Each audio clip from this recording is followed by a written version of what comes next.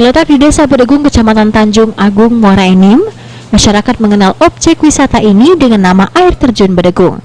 Meski masih dalam situasi pandemi COVID-19, keindahan air terjun setinggi 99 meter ini masih tetap menarik para wisatawan untuk berkunjung, apalagi di momen libur panjang seperti saat ini. Jika dilihat, jumlah pengunjung memang tak sebanyak saat kondisi normal.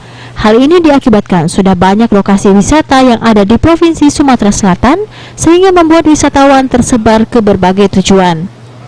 Salah satu pedagang yang biasa berjualan di sekitar air terjun mengatakan masa pandemi COVID-19 tidak terlalu mempengaruhi jumlah pelancong.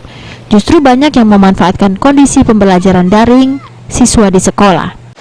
Alasan mungkin COVID nih ada yang istirahat ini mungkin kan tidak sekolah, makanya banyak nih. Dari mana pengunjung? Kadang dari Palembang, Batu Rajo, banyak lah. Kadang dari luar ini kota ada.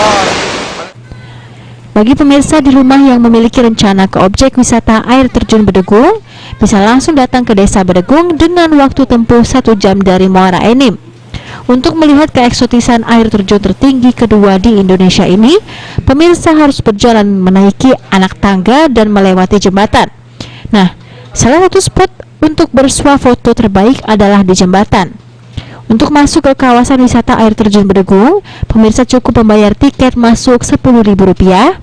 Dan selain menikmati pemandangannya, sayang rasanya bila pemirsa tidak mandi sembari menghilangkan rasa lelah selama di perjalanan. Beni Firdaus, PAL TV.